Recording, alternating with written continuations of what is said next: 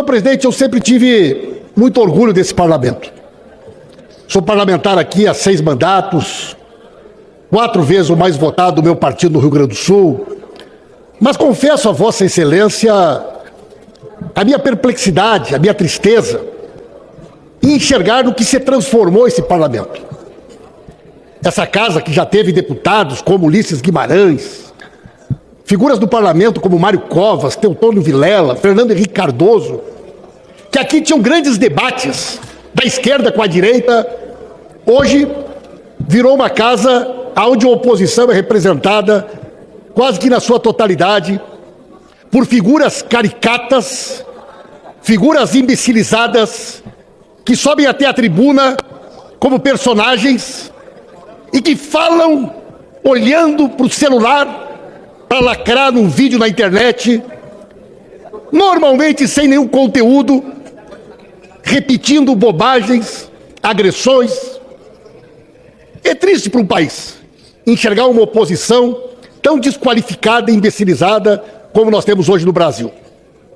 Mas eu penso, senhor presidente, poderia ser diferente? Que grupo poderia se formar tendo Jair Bolsonaro como líder? Nós, que tivemos a oportunidade de conviver com ele nessa casa, sabemos e conhecemos bem quem é Jair Bolsonaro. Jair Bolsonaro que saiu corrido do Exército, fugido pela porta dos fundos para não ser expulso. Jair Bolsonaro que sempre foi nessa casa um parlamentar medíocre. E se tem uma característica do Bolsonaro nessa casa, é sempre ter sido um covarde. Parlamentares mais antigos como eu lembram do Bolsonaro brigando com as mulheres, com as deputadas mulheres. Eu nunca vi o deputado Bolsonaro discutir com homem. Com mulher, ele era corajoso. Bolsonaro também gostava de ofender, atacar jornalistas mulheres. Mas com os homens ele sempre foi covarde. Poderia um grupo que tem um covarde como líder sair diferente dele? Evidente que não. Por isso que esses parlamentares imbecilizados vêm à tribuna e ofendem, agridem pessoas que inclusive não estão presentes. Porque esta é uma característica dos covardes, de falar de pessoas que não estão presentes. Além disso, senhor presidente, todos nós que conhecemos a trajetória do Bolsonaro, sabemos que se tem uma outra característica do Bolsonaro, além da covardia, é a sua relação muito íntima e próxima com o crime organizado e com as milícias do Rio de Janeiro. Se a gente analisar os mapas eleitorais do Bolsonaro e dos filhos, a gente vai ver que historicamente são votos em áreas comandadas pela milícia.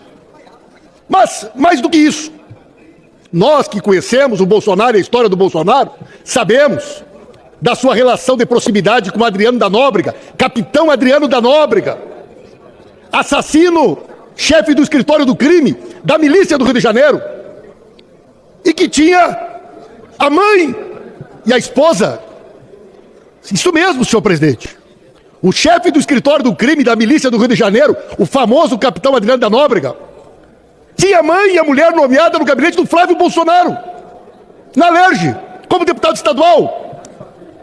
Só que nunca apareceram para trabalhar. Recebiam a mãe e a mulher, foi assassinado. O capitão Adriano da Nóbrega, líder da milícia, foi assassinado. E os senhores deputados mais novos talvez não saibam, depositavam o salário todos os meses na conta do Queiroz. E quem era o Queiroz? O PC Farias da família Bolsonaro. O PC Farias da família Bolsonaro. E durante anos, as contas do Bolsonaro, as contas da dona Michele, as contas pessoais da família eram pagas com o dinheiro dos familiares da milícia, dos familiares do crime organizado.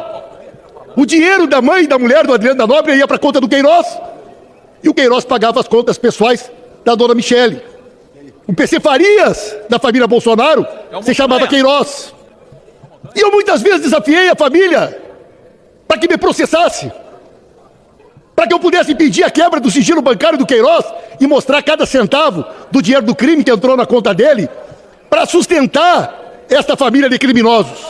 E que agora está aí o Ministério Público Federal, a PGR, identificando o Bolsonaro como líder da organização criminosa que, junto com o general Braga Neto, organizaram um golpe para tentar impedir o respeito ao resultado da eleição. Portanto, senhor presidente, que maneira poderia ser diferente? Um time que tem como capitão um covarde ligado com a milícia do crime organizado. Uma organização criminosa que tem como líder uma figura como ele não poderia ter apoiadores, não poderia ser composta por militares ou por parlamentares diferentes destes que, lamentavelmente, a gente assiste nessa casa. Ontem, numa entrevista, o covarde do Bolsonaro foi capaz de dizer que o 8 de janeiro foi organizado pela esquerda. Olha que situação ridícula, senhor presidente. Segundo o Bolsonaro, passada a eleição, a esquerda financiou acampamento na frente dos quartéis. Segundo o Bolsonaro, fomos nós que financiamos aquelas pessoas durante meses, comendo e bebendo sem fazer nada na frente dos quartéis.